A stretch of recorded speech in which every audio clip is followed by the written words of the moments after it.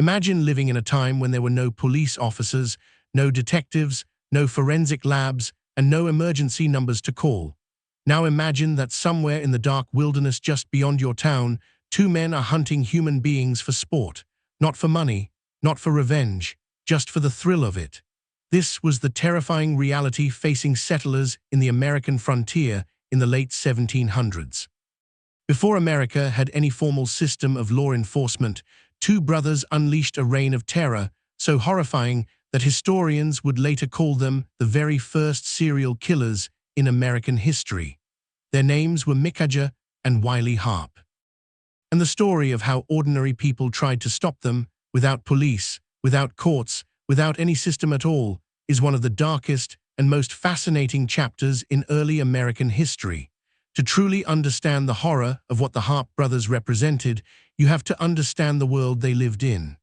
By the 1790s, the American frontier was expanding rapidly westward.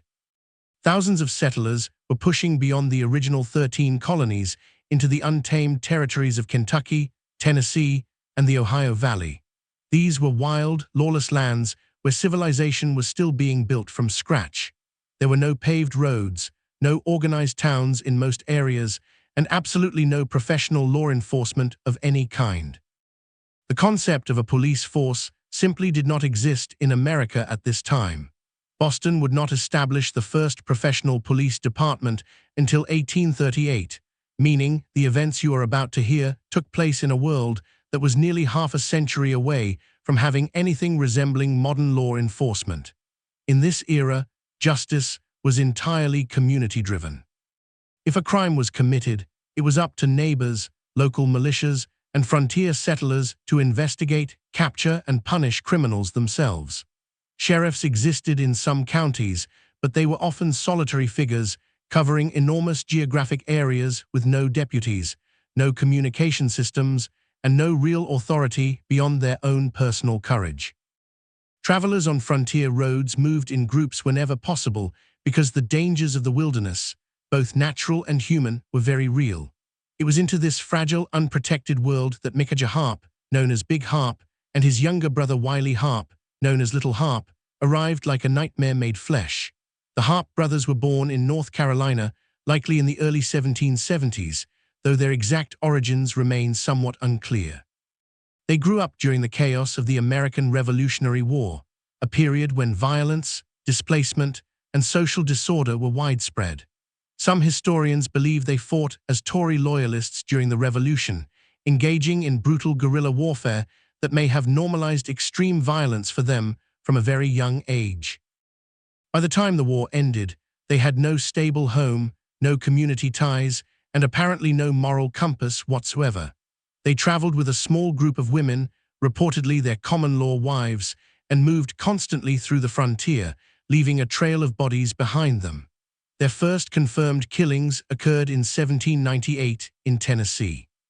The bodies of two young men, Stephen Hardin and Johnson, were found floating in a river, disemboweled and filled with rocks to weigh them down, a method the Harpes would use repeatedly.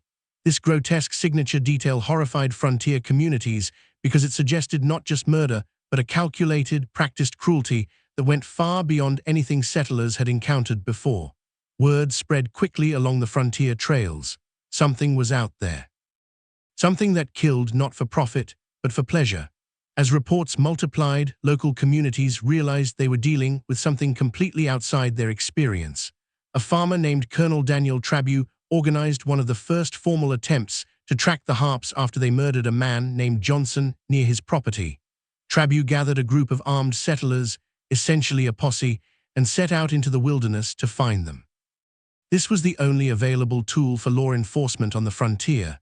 Voluntary groups of ordinary men, armed with whatever weapons they owned, venturing into dangerous territory with no training, no legal authority, and no backup. The Harpes evaded this early pursuit easily, disappearing into the vast forests of Kentucky. They continued their rampage with chilling variety. They murdered travelers on the Wilderness Road, one of the most important travel routes into Kentucky, creating widespread panic among settlers who depended on this road for trade and migration. They killed a man named Peyton at his own campfire, simply because he was there. They murdered a young woman named Betsy Walker. Most shockingly and disturbingly, Micajah Harpe murdered his own infant child, reportedly because the baby's crying annoyed him. This act, even by the brutal standards of frontier violence, was so extreme that it deeply shook even hardened frontier settlers who heard about it. By 1799, the Harpes had become the most wanted men on the American frontier. The governor of Kentucky issued a formal proclamation calling for their capture, one of the very few official government responses to crime that frontier settlers would have seen at this time. A reward was offered, but rewards meant little when there were no professional law enforcement officers to collect them and no organized system to coordinate the search. The burden still fell entirely on ordinary settlers. The turning point came in August of 1799. The Harpes made a catastrophic mistake. They murdered the wife and child of a man named Moses Stegall near his home in Kentucky. Stegall was a man who knew these brutal trails, knew how to track, and was now burning with personal grief and fury. He gathered a small group of determined men, John Laper, Matthias Harden, and several others, and set out with a singular purpose. Unlike earlier posses that had searched broadly and unsuccessfully, Stegall's group followed a specific trail with specific knowledge of the Harpes' movements. They caught up with Micajah Harpe, Big Harpe, in a field. A desperate chase on horseback followed. John Laper fired his rifle, hitting Big Harpe and wounding him severely. The men surrounded him, and he fell from his horse. What happened next was not a formal arrest, not a trial, not any kind of legal proceeding. Stegall drew his knife and beheaded Micajah Harpe on the spot. Big Harpe's head was then nailed to a tree at a crossroads as a warning to others, a brutal medieval form of public justice that was entirely consistent with the frontier's approach to law enforcement. That crossroads location in Kentucky later became known as Harpe's Head Road, a name that persists in local history to this day. Wiley Harpe, Little Harpe, escaped and continued his criminal career for several more years, eventually joining the notorious pirate Samuel Mason on the Mississippi River. His end came in 1804 when, in a grotesque twist, he attempted to claim a reward by presenting the severed head of Samuel Mason to authorities, only to be recognized himself by witnesses who had encountered him during his earlier crimes. He was arrested, tried, and executed in Mississippi.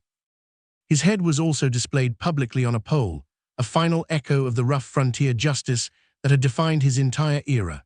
The Harpe brothers left a profound mark on the society of their time that went far beyond the individual crimes they committed.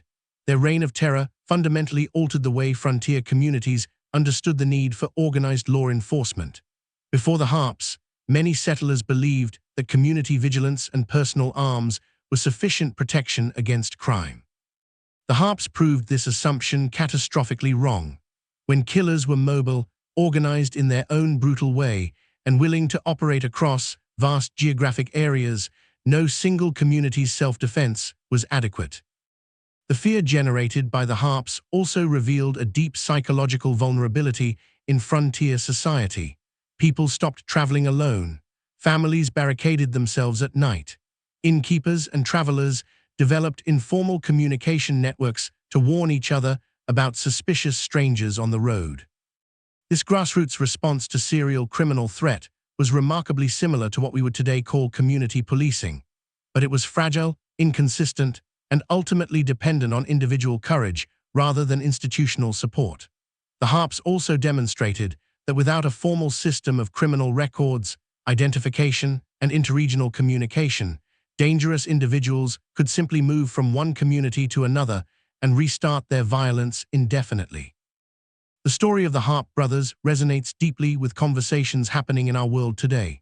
Modern criminology owes a significant debt to cases like theirs, which first demonstrated that some criminal behavior follows patterns that require organized, professional investigation to detect and stop. The FBI's Behavioral Science Unit, the real-life basis for countless crime dramas, was built on the understanding that serial violent offenders require specialized investigative approaches. None of that would exist without the painful lessons learned from cases like the Harpes.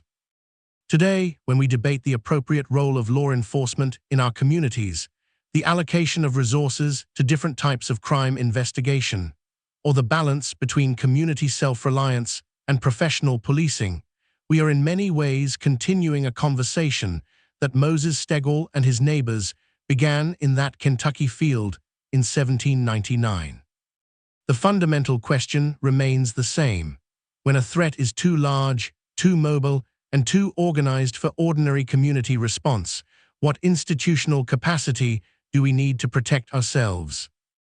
The frontier answer, gather some armed neighbors and hope for the best, worked eventually in the case of the Harpes, but it took years, dozens of victims, and enormous human suffering to reach a resolution that a professional law enforcement system might have achieved far sooner. The story of Micajah and Wiley Harpe is not just a horror story from America's past.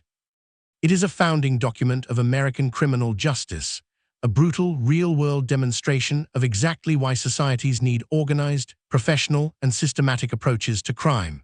Two men, moving through a world with no police, no detectives, and no forensic science, killed freely for years before a grieving father and a group of determined neighbors finally put an end to it, the only way they knew how. America learned from this. It learned slowly, painfully, and at great cost. But it learned.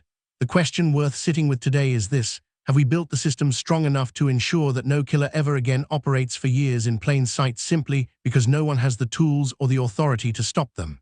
Think about that, share your thoughts in the comments below, and if this kind of deep historical storytelling speaks to you, subscribe so you never miss what comes next.